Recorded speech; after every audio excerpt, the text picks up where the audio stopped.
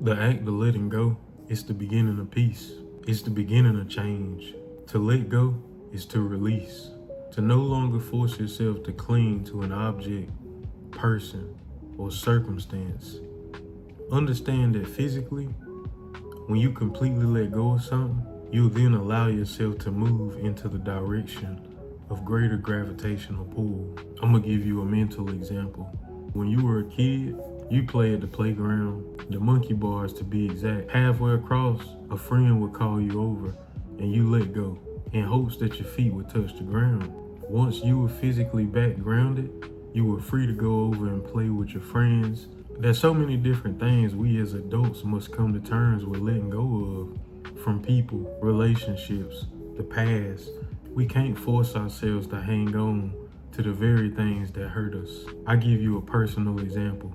Personally, for me, one of the hardest things to do was to let go of the burden that comes from trying to measure up to the expectations of others. I'm gonna let that sink in for a second. Whether that's relationships, family, parents, or society, I found myself more concerned about pleasing those around me than the emotional health and well-being of myself.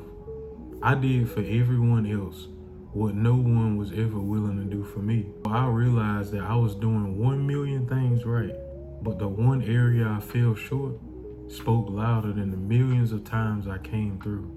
The truth is, even when you do things from the goodness of your heart, there are some people who will still try to take advantage of you. I was in a war, but I was the only one fighting. If that sounds like you, the best advice I can give you right now is to just let it go. When dealing with people that refuse to change or don't see a problem with their behavior, even if that behavior causes you hurt, the best thing to do is let it go. Understand, it's not your responsibility to change anyone, but it is your responsibility to not subject your normal environment to an environment of stress, anxiety, abuse, or anything that takes away from your peace of mind. We must discern when something or someone is worth hanging on to and when it's time to let go.